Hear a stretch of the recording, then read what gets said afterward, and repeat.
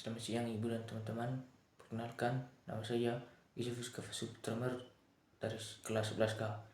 Di sini saya ingin menjelaskan sedikit tentang materi integrasi dan reintegrasi sosial. Langsung saja. Integrasi sosial adalah proses di mana individu atau kelompok yang berbeda-beda dalam suatu masyarakat dapat hidup bersama secara harmonis dan saling bergantung. Proses ini melibatkan adaptasi, asimilasi, dan akomodasi antara kelompok sosial. Integrasi sosial yang berhasil menciptakan masyarakat yang stabil, damai, dan produktif. Yang kedua, reintegrasi sosial. Reintegrasi sosial adalah proses mengembalikan individu atau kelompok ke dalam masyarakat setelah mengalami isolasi, pemenjaraan, atau eksklusi sosial. Proses ini bertujuan untuk membantu mereka beradaptasi kembali dengan norma dan nilai-nilai masyarakat serta mendapatkan kesempatan yang sama dalam kehidupan sosial ekonomi. Reintegrasi sosial memerlukan dukungan dari berbagai pihak, termasuk pemerintah, lembaga sosial, dan keluarga. Yang berikutnya, beberapa poin penting dalam materi integrasi dan reintegrasi sosial. Yang pertama, faktor-faktor yang mempengaruhi integrasi sosial. Faktor-faktor yang mempengaruhi integrasi sosial itu dibagi menjadi dua, yaitu faktor internal dan eksternal. Faktor internal adalah kesamaan nilai dan norma, rasa saling ketergantungan, komunikasi yang efektif, toleransi, dan kepemimpinan yang baik. Sedangkan faktor eksternal adalah kondisi ekonomi yang stabil, kebijakan pemerintah yang mendukung, dan lingkungan sosial yang kondusif. Dan yang berikutnya, bentuk-bentuk integrasi sosial. Yang pertama, asimilasi. Proses penyatuan dua kebudayaan atau lebih yang berbeda hingga membentuk kebudayaan baru. Yang kedua, akulturasi. Proses perpaduan dua kebudayaan atau lebih yang berbeda tanpa menghilangkan identitas masing-masing. Yang ketiga, amalgamasi. Proses percampuran dua kelompok atau lebih yang berbeda hingga membentuk kelompok baru.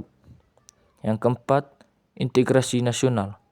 Proses penyatuan berbagai kelompok, suku, agama, ras, dan golongan di Indonesia dalam satu kesatuan bangsa.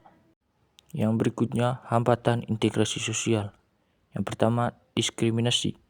Perlakuan tidak adil terhadap kelompok tertentu berdasarkan ras, agama, jenis kelamin, atau latar belakang sosial.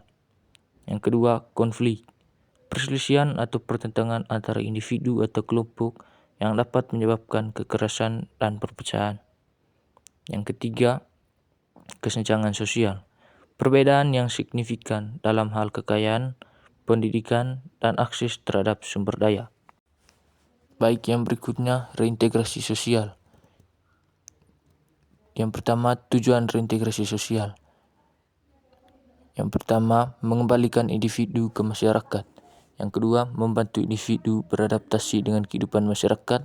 Yang ketiga, memberikan kesempatan yang sama bagi individu. Yang kelima, mencegah terjadinya tindak kriminalitas. Yang berikutnya, strategi reintegrasi sosial. Yang pertama, program pembinaan, bimbingan konseling, pelatihan keterampilan, dan pendidikan. Yang kedua, dukungan keluarga dan masyarakat. Penerimaan dan dukungan dari keluarga dan masyarakat sangat penting. Yang ketiga, akses terhadap sumber daya, kesempatan kerja, pendidikan, dan layanan kesehatan. Yang keempat, peraturan dan kebijakan. Peraturan yang mendukung dan melindungi hak-hak individu yang direintegrasi. Baik, yang berikutnya, hambatan reintegrasi sosial. Yang pertama, stigma. Pandangan negatif masyarakat terhadap individu yang pernah melakukan kesalahan. Yang kedua, kurangnya kesempatan. Kesulitan mendapatkan pekerjaan dan tempat tinggal. Yang ketiga, kurangnya dukungan. Kurangnya dukungan dari keluarga dan masyarakat. Baik, yang terakhir, kesimpulan. Kesimpulan yang saya ambil dari materi ini yaitu integrasi dan reintegrasi sosial merupakan proses yang kompleks dan penting bagi terciptanya masyarakat yang harmonis dan adil. Keberhasilan proses ini bergantung pada berbagai faktor, termasuk kesadaran masyarakat dan peran pemerintah. Baik, itu saja pemaparan materi dari saya. Sekian dan terima kasih.